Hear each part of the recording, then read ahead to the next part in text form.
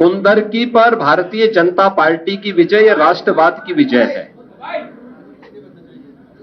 ये राष्ट्रवाद की विजय है, विरासत और विकास की विजय है। हर व्यक्ति को अपनी जड़ और अपनी मूल की याद आती है और मुझे लगता है कि जो लोग कभी भूले भटके रहे होंगे उन सबको, किसी को अपना गोत्र याद आया होगा, किसी को अपनी जाति याद आई होगी।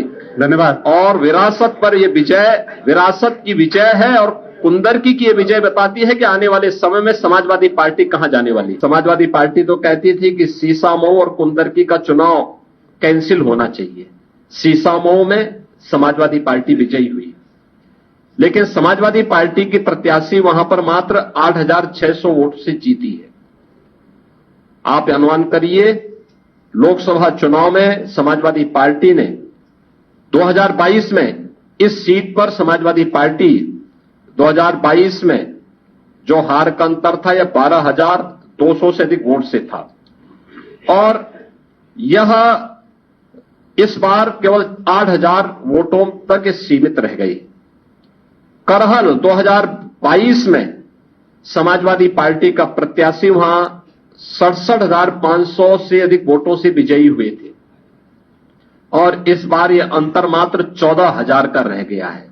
यानी जो केशव जी ने कहा है कि अगली बार वहां भी कमल खिलेगा, ये इस ओर हम सबको बहुत स्पष्ट कर देता है। और मुझे बताते हुए प्रसन्नता है कि जो ये पूरा चुनाव हुआ है, भारतीय जनता पार्टी गठबंधन ने इस पूरे चुनाव में 52% से अधिक वोट प्राप्त किए हैं। यानी 50+ वोट पर बीजेपी प्रदेश में इस पूरे उपचुनाव को प्रदेश भर में जीती है। ऐसे ही महायुति गठबंधन ने महाराष्ट्र के अंदर भारतीय जनता पार्टी 288 में से भारतीय जनता पार्टी 131-32 सीटों पर भारतीय जनता पार्टी आगे लीड कर रही है। शिवसेना शिंदे गुट 55 सीटों पर और एनसीपी अजीत पवार गुट 40 सीटों पर, यानी कुल 226 सीटों पर अकेले भारतीय जनता पार्टी महायुति गठबंधन विजयी हो रहा है। याद करिए, शिवसेना शिंदे गुट के पास 55 सीटें आ रही हैं और महाअगाड़ी गठबंधन, जो इंडी गठबंधन है अखिल भारतीय स्तर पर, यह मात्र 49 सीट जीत रही, 49 सीट से मात्र पर सीमित होकर के रह गई है।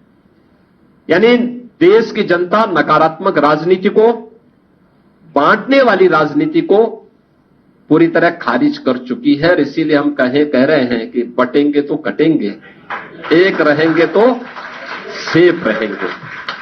तो एक रहेंगे सेफ रहेंगे पर देश की जनता जनार्दन ने राष्ट्रीय एकता और अखंडता को मजबूती प्रदान करने के लिए, सुरक्षा और समृद्धि के लिए अपना जनादेश दिया है। मैं आप सबका एक बार फिर से अभिनंदन करता हूं। भारतीय जनता पार्टी के उन लाखों कार्यकर्ताओं का हृदय से उन्हें बधाई देता हूं।